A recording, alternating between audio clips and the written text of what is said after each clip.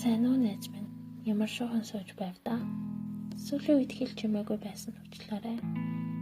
Ямар нэг онцгийн шалтгаангүй зүгээр л амьдралд тохиолддог зүйлстэй нүүр тулаад захиа бичиж чадахгүй байсан хэрэг. Чамаар минь юу байв да? Ажил төрөл сурлага ямар байв? Хоолундаа сайн идэж байсан мэт? Одоо чинь бидээ эрүүл мэндэд анхаарал тавьдаг үе шүү дээ. Сүүлийн үед корона гэсэн баг зэрэг онцлог нөхцөл байдлаас болоод ч тэрөө их олон янзын бодол толгойд эргэлдэх юм. Бид нар ярьдаг да. Хүн гэдэг амьтан энэ хорвоод ганцаараа ирээд энэ хорвоогоос ганцаараа буцдаг гэж.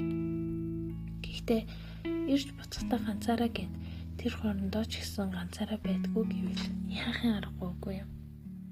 Одоо бодоод үзэхээр ямар нэгэн нөхцөл байдлуудад хизээч цор ганцаараа байсан үеэ санахгүй байх юм. Дор хаяж нэг хүнч болов миний хажууд байж намайг дэмжиж төшиж тулж байсан юм. Найз минь чи хэрэг яг одоо өөрийгөө ганцаар гэж мэдрэх юм бол сайн бодоод үзээрэй. Чи үнэхээр ганцаараа байна гэж үү? Уцаа аваад дотнаас найз руугаа мессеж чичээд үзтээ. Хариу ирж байна уу? Ирж байл чи ганцаараа шээ. Гэр бүлийнхэн лүгээ залгаад үз. Уцаа аваад чамтай ярьж байна уу? Юунаас илүү миний энэ захиа чамд хөрөн очсон бол чи ганцаараа биш. Би чамд байна шүү дээ. Чамд захиа бичин суугаа итгэл тандчихна.